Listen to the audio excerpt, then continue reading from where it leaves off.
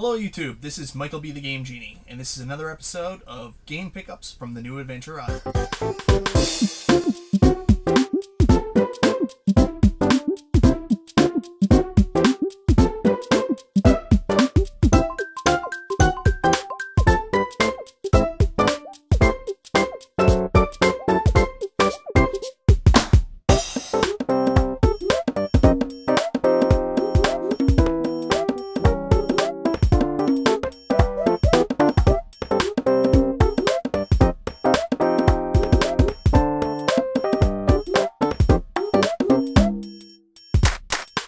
First thing I want to show you today is I picked up 3 new games, unfortunately off eBay because it's the only way I can seem to find any of them, for the TurboGrafx 16, which is by far probably my favorite system to collect for.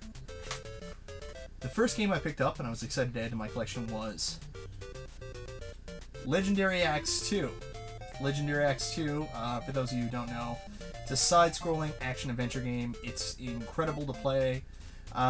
It's very similar to the first Legendary Axe, but doesn't follow the same storyline. If you have a chance, you should definitely check it out, pick it up. Really exciting to play.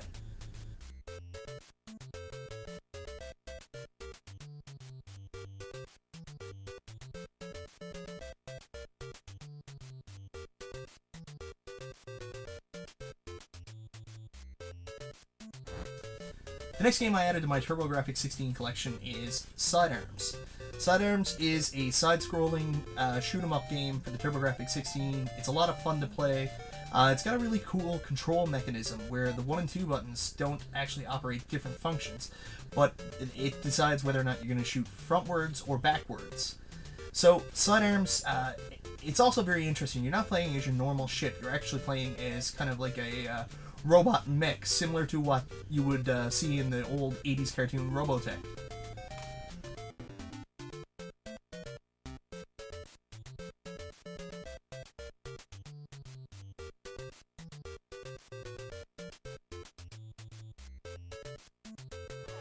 The last game I picked up for the TurboGrafx 16 was Silent Debuggers. I believe Metal Jesus Rocks just picked a copy of this up as well. Silent Debuggers is a dungeon crawler, but it's done in a very different vein because it's actually an action-adventure dungeon crawler. Really cool game. I'm excited to play through it.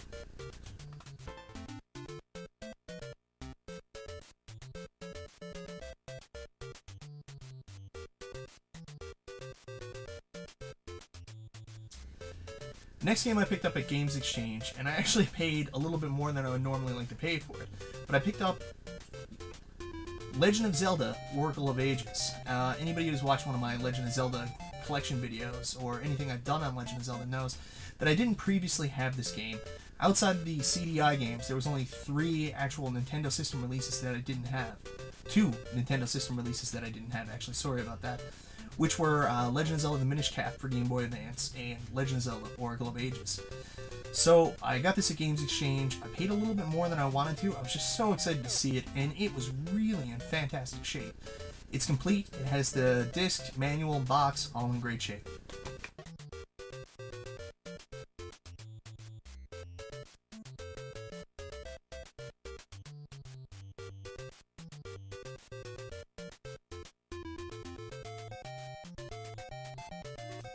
The next 2 games I picked up were for the Nintendo Entertainment System.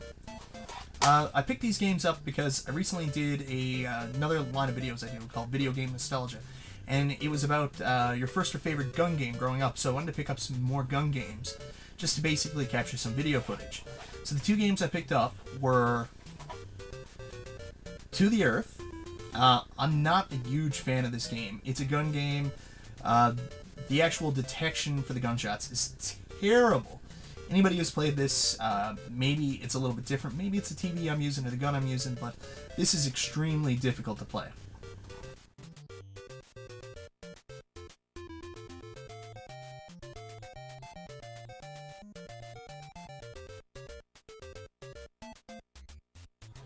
And of course, I picked up The Adventures of Bayou Billy. I was looking for this game for an extremely long time. I always wanted it. You remember the old 80s cartoon Captain and the Game Master. I think it was episode 2 they actually did Adventures of Bayou Billy. I didn't know a lot about it growing up until that moment. I never ever picked it up till recently. I picked it up for the gun games video because there's actually quite a few scenes where you're basically shooting with the gun. It actually has 3 distinct play types. One is a side-scrolling beat-em-up that's similar to Double Dragon when you're playing as Bayou Billy. It also has a driving stage and then a gun stage. Extremely hard game to play.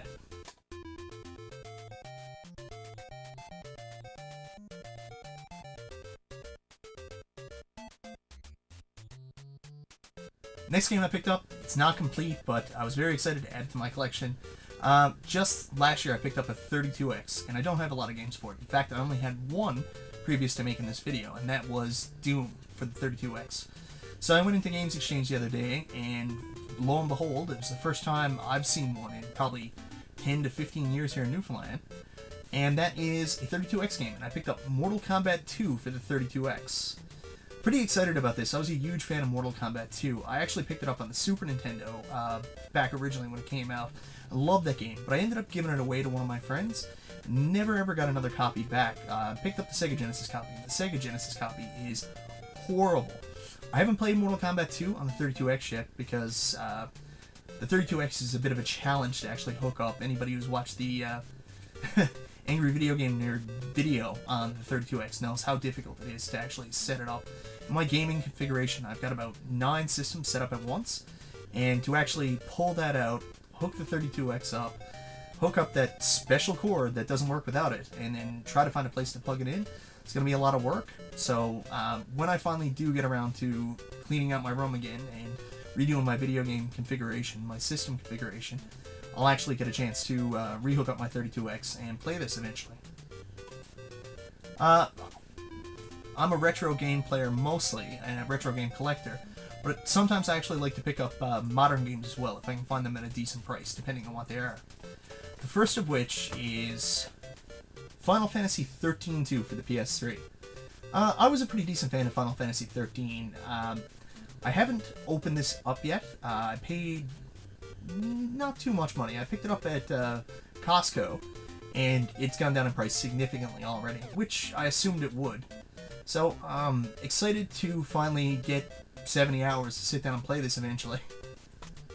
Next game I picked up at Future Shop, and it was actually in the clearance bin, and it's something that I bought a long time before. Actually, my wife picked it up for me. She went to Walmart one night, and she brought home Bayonetta. But the only thing was, it was 40 bucks, and it had been out for a while. It had already been in the clearance bin for $19. So when she asked me if I wanted to pick it up, when she asked me if I wanted her to pick it up, I was like, yeah, absolutely, 20 bucks. So she brought it home, and it was like 45 bucks tax and all. And I told her, I said, no, I'm not willing to pay that for that. Even though I didn't buy it, like, I've got this weird thing where I can't let other people buy games for me if I think they've spent too much money. So, anyways, she brought it back, and I never ever did pick up Bayonetta until I was walking through Future Shop the other day. Saw this in the bargain bin. It was marked down ridiculously. I don't know if you have a Future Shop near you, but if you do, you gotta check out these bargain bins. Sometimes you'll find some really cool stuff in there for great prices.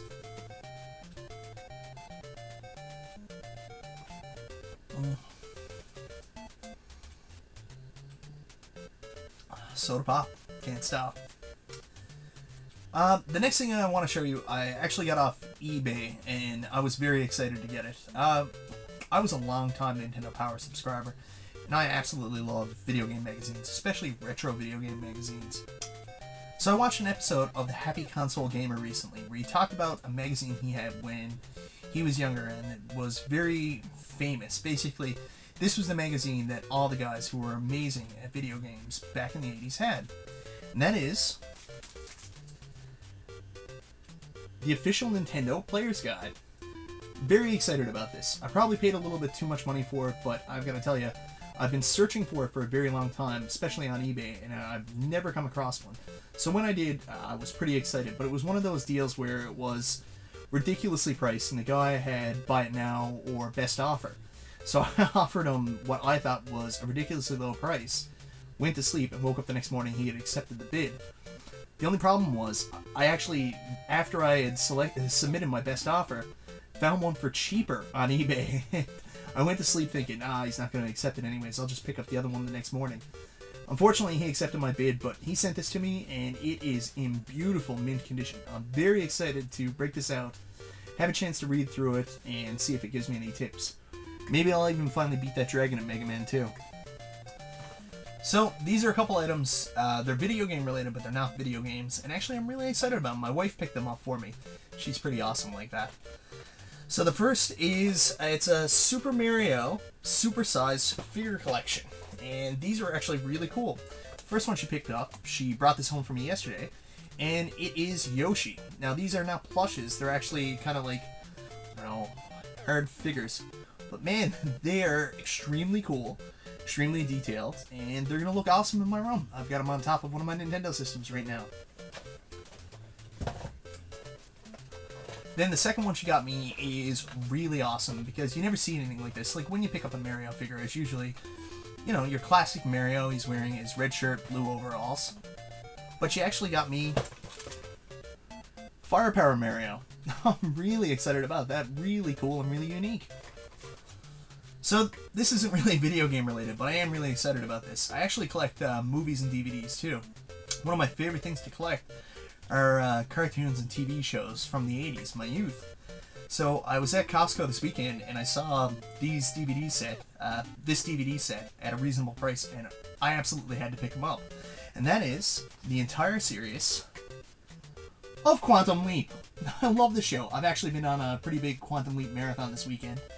So, anyways, I think they might be at Costco now. If you're a Quantum Leap fan, you should go pick them up. So the last thing I'm going to show you today, I'm extremely excited about. Not a lot of people know this, but when I was around 8-9 years old for my birthday, my parents bought me my first ever Nintendo Entertainment System. And I don't know if this is a lot like most of the people here, but I still am playing games, and what I actually capture all my video on is my original Nintendo Entertainment System. And you know what? I've never changed the pin connectors. I've used it ever since I was a kid, and it still works perfectly, and I'm very excited to have it. And if you go back to my first video game nostalgia video, I talk about how my parents bought me the control deck for my birthday, and that was before I really got interested in collecting a lot of the Nintendo stuff I had and video game related stuff. Pretty much everything in my collection I've had since I was a kid. I saved all my boxes, like for all my Super Nintendo games and systems. But this is one I never saved the box for, and I've always regretted it. So, I've been on eBay recently, and I'm looking for a Nintendo Deluxe set, the one that came with Rob the Robot, because I don't have Rob the Robot currently. And I came across this, which I can't tell you enough how excited I am that I picked up. That is... Can you see it yet? I hope the lights aren't too bright on the box, but...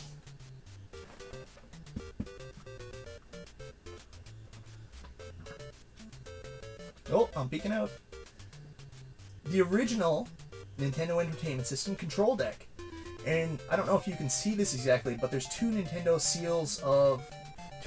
quality seals on this box. That's because one of them is French-Canadian. Well, French. So not only did I get the original Nintendo control deck box, which is something I lost from my youth, but it's actually the Canadian version, so I'm really excited about that. So anyways, guys, this has been another episode of Game Pickups from the New Adventure Island. I hope you enjoyed, and you know what? If you did, subscribe. That'd be great. Alright, talk to you next time.